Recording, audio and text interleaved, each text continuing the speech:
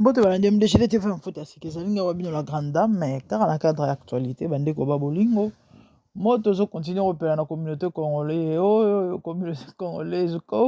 yo mboka moko pardon peuple moko na ebité mamboleka na Congo soki partout peza la ka boy na ebité bande ko mambo mitaka lao to ebité zo kendo wapi to suka wapi ba mutakalize mwana ya wayambo bokechi wayambo afingaka bato bamutakalize ye les amis biso nyonso oyo toza na réseaux sociaux en fait congolais nyonso je dirais ayebi bokechi et toyebi musani wayambo asalaka wayambo c'est un combattant doye atelemelaka abundelaka mboka na ndenge na ye atelemelaka pouvoir en place atelemelaka donc bamusicien doye atelemaka bato nyonso au nom ya Congo eza en guerre eza occupé sous occupation mboka il faut eza libéré mboka eza malamu te elolenge ya kolibérele mboka eza na ndenge ya salelaka wana na mafinga na baviolence toyebi bandeko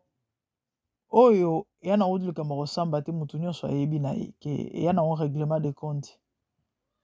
boyambo makambo asalaka motu moko te asepelaka nango komba ya na problème te biso nyonso tozwa conscience lelo ya Congo oya mboka na biso tokoma mpe kolobela Congo na bandenge moko boye eza parce que bakombata bato balamusa biso mais komba ya wayambo ndire ekoma ya makambo mosusu bandeko na ngai bino boyebi mokili oyo kande nayebisaka bino ke tout le monde n'est pas tout le monde moto mosusu osale mabe aolekisa na ye usota oloba problème te nzamba pambolo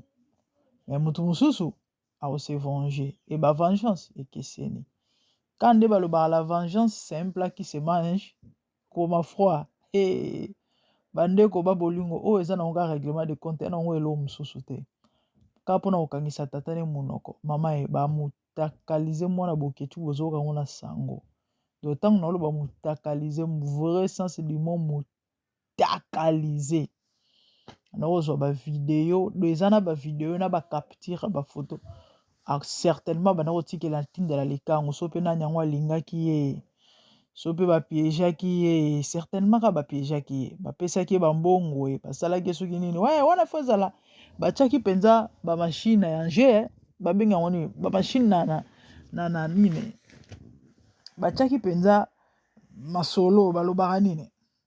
makambo batielaki ye mpenza makambo na mesa kwa tielaki ye mpenza makambo na mesa la pauvre bandeko bamutakalize mwana boketu wayambo bino boye biso oza na réseaux sociaux nyonso elekaka tozwaka nyonso elekaka batindelaka biso et donc ndenge eza boye nauti kozwa bavideo wana nayoki na mawa na pasi bamutakalize mwana ya wayambo siko papa na ye certainement bakotindela yango mpe na telefone nzambe aerokona asira azofinga mwana baimbesili kuna encore ye moto akofingaka baimbesili batufi nayebi te bandeko na ngai en fait bolimbisi nde nazoseka c'est pas ke nazosepela nde bamutakalize mwana wayambo eza pasi nautosala émission ya koketika lobi ya bamamba bametakala ya mawa eza vraiment pasi mpe mawa bandeko conseil nga na kopesa na bandeko na nga mamba mitakala toolobela yango ntongo medi pokwa mais bino boyebi bato na bato baza na bafantasme na bango bato bayokaka na bango te yaya fais très attention ye akanisaki ezali bolingo nzoki ezalaki eloko mosusu nzoki ezalaki piège tala lelo nakopesa conseil na boketu wayambo na bato nyonso oyo balandaka ngai ndeko na nga na vie moto nyonso wana na liberté expression nyonso wana droit ya kodéfendre cause na ye d'une manière ou d'une autre mais balimite na makambo nyonso ezalaka komba ya boketu bandeko moto moko aza c'est vrai eza na bato oyo bazalaka contre bacombattant mais en fait le combat en soi eza idée mpe eloko moko ya mabe te mais lolenge nde ya komemelaki komba yango nde ekoboma wayamba asalaka bato mabe n'est-ce pas toyebi boketu asalaka bato mabe boketu afingaka ya kofinga vrai sens du mot insulte yaya nani yango bakofinga ye abeti maboko to asepeli to abandi obina. Les insultes font mal, les insultes fait toujours mal. Boketu afingaka bato toyebi boketu asala pe basalaka badega ya makasi bakombata toyebi boketu atumbisa bamituka bato na bapari wana ono ya soki ya kotelemela fali ntango concert afali ebetaka toyebi makambo lelo oyo nayebi te bisika azali soki azomela champagne na makambo ekomelie de ce qui veut dire il faut ete akoteyama yo mpo ozolanda ngai yaya epesa leson yeba ake na vi bato nyonso bakokanaka te donc sur ce kosalaka moto mabe te nde message na nga kosalaka moto mabe te so moto asali yo mabe eza na lolenge moko oyo peut-être oko reprendre ye parce que ya mabe mabe lui il est contre tout ce qui se passe ou encore tout ce que les gens font bino boyebi ya kutu mama bana waya kolobela te bamusicien bapoliticien consort mpo na ye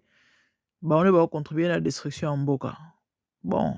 eza badroit na ye ana droit koloba oyo nyonso alingi me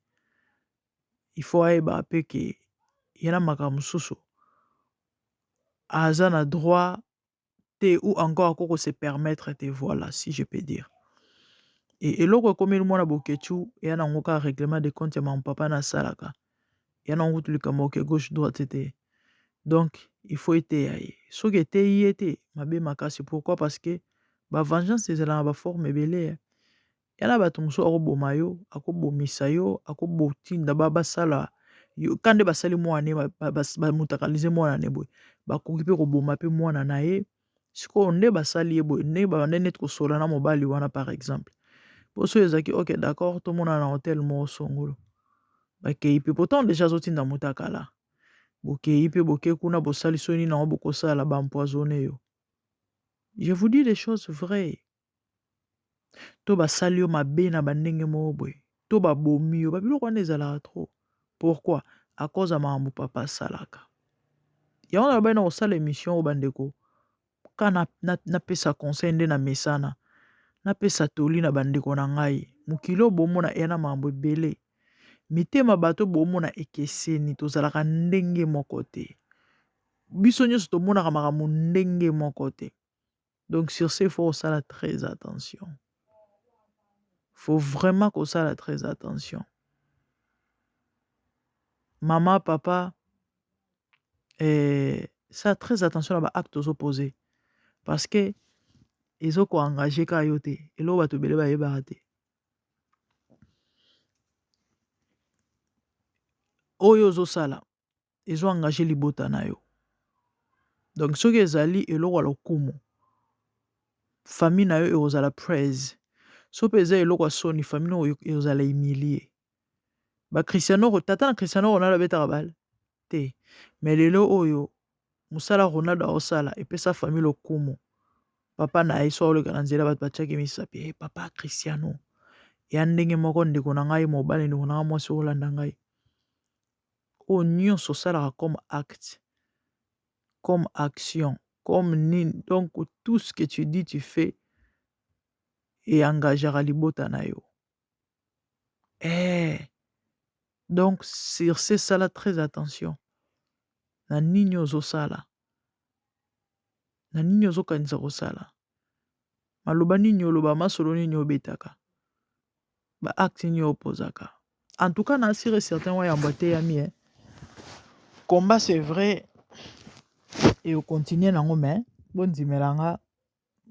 oketu je suis sûr et certain balimite ekozala ekokoma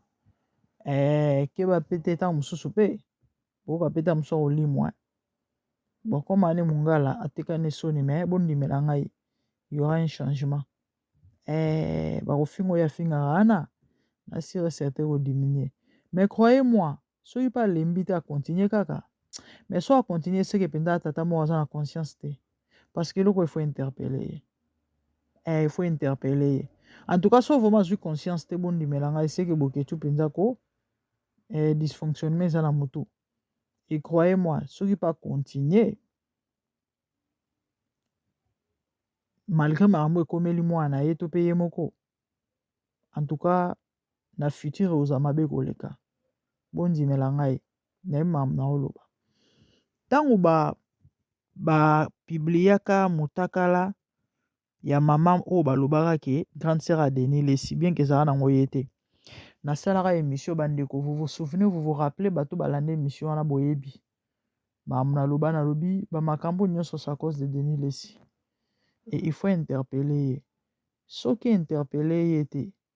ekozala mabe makasi koleka o ekoya